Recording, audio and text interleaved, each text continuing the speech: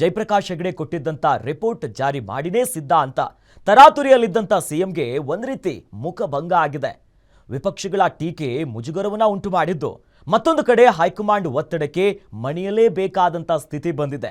ಇನ್ನೊಂದು ಕಡೆ DCM DK Shivakumar ಉರುಳಿಸಿದ ದಾಳ ಪಕ್ಕಾ ರಿಸಲ್ಟ್ ಕೊಟ್ಟಿದೆ. ಇಲ್ಲಿ ಡಿಕೆ ಶಿವಕುಮಾರ್ ಮೇಲುಗೈ ಸಾಧಿಸಿದ ಹೇಗೆ, ಅವರ ಮಾಸ್ಟರ್ ಮೈಂಡ್ ಗೇಮ್ ಸಕ್ಸಸ್ ಆಗಿರೋದು ಹೇಗೆ, ಹ್ಯಾವ್ ಅ ಲುಕ್.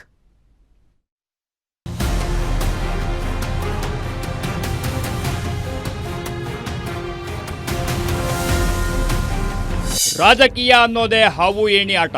ಒಬ್ಬರು ಏಣಿ ಹತ್ತಿ ಮೇಲೇರಿದ್ರೆ ಮತ್ತೊಬ್ಬರು ಅವರಿಗಿಂತ ದೊಡ್ಡ ಏಣಿ ಏರಿಕೊಂಡು ಅವರಿಗಿಂತ ಎತ್ತರದ ಸ್ಥಾನಕ್ಕೆ ಹೋಗಿ ಕೂರಲು ದಾಳ ಉರುಳಿಸುತ್ತಲೇ ಇರುತ್ತಾರೆ. ಜಾತಿ ಗಣತಿ ಹೊಸ ಸರ್ವೆ ವಿಚಾರದಲ್ಲಿ ಸಿಎಂ ಸಿದ್ದರಾಮಯ್ಯ ಹಾಗೂ ಡಿಸಿಎಂ ಡಿಕೆ ಶಿವಕುಮಾರ್ ನಡುವೆ ಇದೇ ರೀತಿಯ ಹಾವು ಏಣಿ ಆಟ ಜೋರಾಗಿತ್ತು. ಸದ್ಯ ಡಿಕೆ ಶಿವಕುಮಾರ್ ಸಿದ್ದುಗಿಂತ ಎತ್ತರದ ಏಣಿ ಏರಿ ಸಿದ್ದುಗಿಂತ ಎತ್ತರದ ಸ್ಥಾನದಲ್ಲಿ ಕುಳಿತಿದ್ದಾರೆ.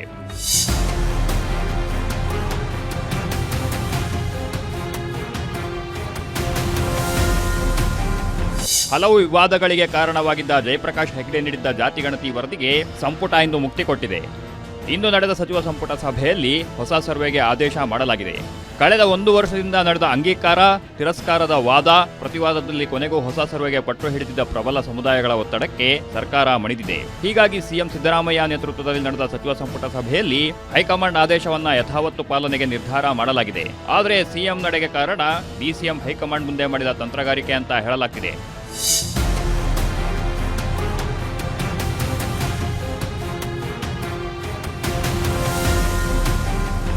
ಕಳೆದ 2 ತಿಂಗಳಲ್ಲಿ ಹಲವು ಬಾರಿ ಹೈಕಮಾಂಡ್ ಭೇಟಿ ಮಾಡಿದ್ದ ಡಿಸಿಎಂ ಡಿಕೆ ಶಿವಕುಮಾರ್ ಜಾತಿ ಗಣತಿ ರಿಪೋರ್ಟ್ನ ಪ್ಲಸ್ ಅಂಡ್ ಮೈನಸ್ಗಳ ಬಗ್ಗೆ ಚರ್ಚೆ ಮಾಡಿ ಬಂದಿದ್ರು. ಒಂದು ವೇಳೆ ಪ್ರಬಲ ಸಮುದಾಯಗಳ ವಿರೋಧ ಇರೋ ಈ ವರದಿ ಅಂಗೀಕಾರ ಮಾಡಿದ್ರೆ ನಮಗೆ ರಾಜಕೀಯವಾಗಿ ಹಿನ್ನಡೆ ಆಗುತ್ತೆ. ಹೀಗಾಗಿ ಪ್ರಬಲ ಸಮುದಾಯಗಳು ಮರುಸರ್ವೆಗೆ ಬೇಡಿಕೆ ಇಟ್ಟಿರೋದನ್ನ ಪರಿಗಣಿಸಿ ಅಂತ ಸಲಹೆ ನೀಡಿ ಬಂದಿದ್ರು. ಯಾವಾಗ ರಾಜ್ಯದ ಕೆಲ ಸಚಿವ ಸಂಪುಟ ಸದಸ್ಯರು, ಪರಿಷತ್ ಸದಸ್ಯರು ಹಾಗೂ ಶಾಸಕರು ಬಹಿರಂಗ ಆಕ್ಷೇಪ ಇರೋದು ಕಂಡು ಬಂತೋ, ಹೈಕಮಾಂಡ್ ಸಹ ಡಿಕೆ ಶಿವಕುಮಾರ್ ಮಾತಿಗೆ ಮಣೆ ಹಾಕಿ ಸಿಎಂಗೆ ಬುಲಾವ್ ನೀಡಿತು. ಹೊಸ ಸರ್ವೆ ಮಾಡುವಂತೆ ಸಿಎಂಗೆ ಸೂಚನೆ ನೀಡಿತ್ತು. ಇದು ಡಿಕೆ ಶಿವಕುಮಾರ್ ಮಾಡಿದ ಒತ್ತಡದಿಂದಲೇ ಆಗಿದ್ದು ಅನ್ನೋದು ಓಪನ್ ಸೀಕ್ರೆಟ್.